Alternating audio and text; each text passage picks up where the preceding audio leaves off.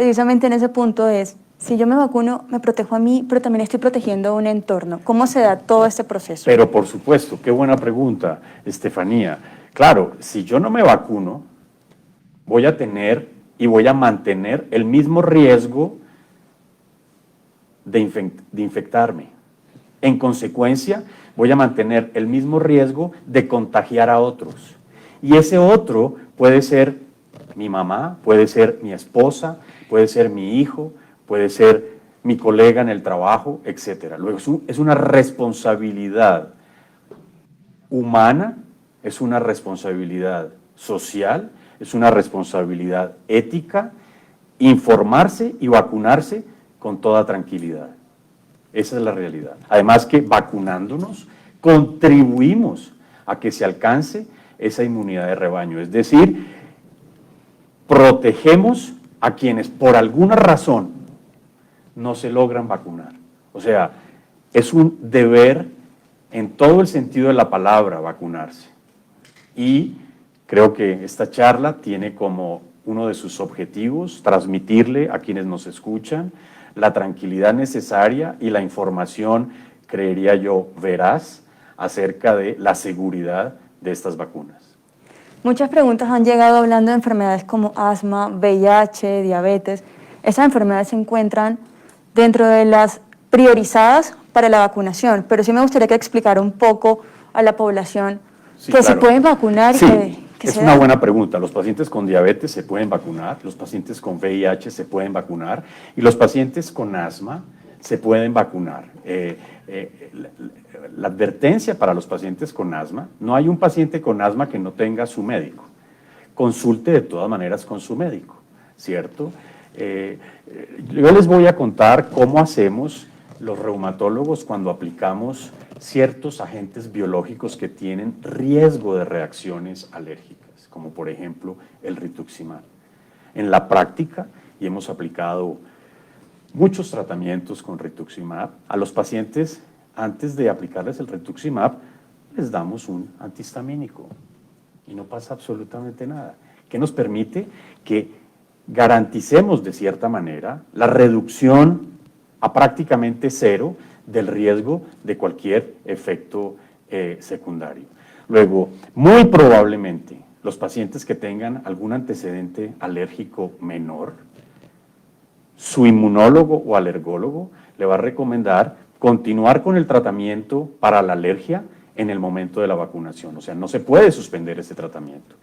Y si es una alergia menor, como quien preguntaba anteriormente, y de pronto existe la duda porque no se puede hacer un ensayo clínico o un examen de laboratorio o un examen dermatológico para saber si hay alergia o no al polietilenglicol, pues un antihistamínico antes de la vacunación, creo, y ya, y no hay más misterio. Yo creo que en eso vamos a terminar con estos pacientes que deben beneficiarse de la vacunación. ¿Cuál es ese mensaje final que le envía a las personas que nos están viendo en este momento? Bueno, el mensaje final son 3 mensajes, 3 en 1, permíteme. El primero es, tengan la certeza de que la humanidad entera ha confiado en la ciencia de alto nivel, no en la pseudociencia, porque esa es la que perjudica, esa es la que genera las noticias falsas, es la que genera el miedo, y la humanidad no puede vivir con el miedo, tiene que vivir con la confianza en la ciencia. Y la confianza en la ciencia es, crean en las vacunas. Ya llevamos más de 30 millones de dosis aplicadas y la gente se está protegiendo contra la infección y no le ha pasado absolutamente nada. Número 2, confiemos en los científicos y apoyemos al gobierno nacional para que crea en la ciencia y tecnología. Hay un vacío de gobernanza de ciencia y tecnología en el país, pero hay mucho recurso humano capacitado en el país que está aportando desde cada uno de sus rincones respuestas a preguntas muy importantes. En Bogotá Hay institutos maravillosos que están trabajando en COVID-19, en Medellín, en Cali, en la costa, etcétera, etcétera. Luego, confiemos en las vacunas como producto de la investigación científica y creamos en la ciencia y tecnología, que es lo que responde a las inquietudes de la salud y de una pandemia como la que estamos viviendo. Una última pregunta que se la hago a todos los invitados. ¿Ya hay una vacuna? ¿Está ahí? ¿Se la pondría ya? Por supuesto que sí. Sabes que entre los amigos repartimos una foto al final del año porque les voy a hacer una analogía que me parece muy curiosa. Resulta que ahora la mayoría de las selfies de los colegas que están en Europa o en Estados Unidos es el brazo con la vacuna, ¿cierto? Y eso me hizo pensar, no sé por qué, en los autorretratos del siglo XVIII. Cuando las personas se hacían autorretratos, generalmente buscaban algo que les diera algún tipo de diferenciación o de estatus.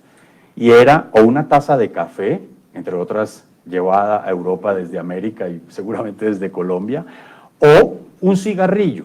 En esa época no se conocía lo perjudicial que es el cigarrillo, entonces la gente aparecía con el cigarrillo o con la taza de café. Vean los autorretratos de Rembrandt o de Rubens y es así. Ahora, esos autorretratos se convirtieron en el brazo desnudo con la jeringa. Todo esto para decirte que yo tengo el brazo listo, me falta la jeringa. Y cuando la tenga, me tomo la foto. Muchísimas gracias y gracias a todos los que estuvieron presentes en este en vivo. Seguiremos haciendo más con otros invitados para responder todas las inquietudes y todas las dudas que se presentan en torno a la vacunación por COVID-19.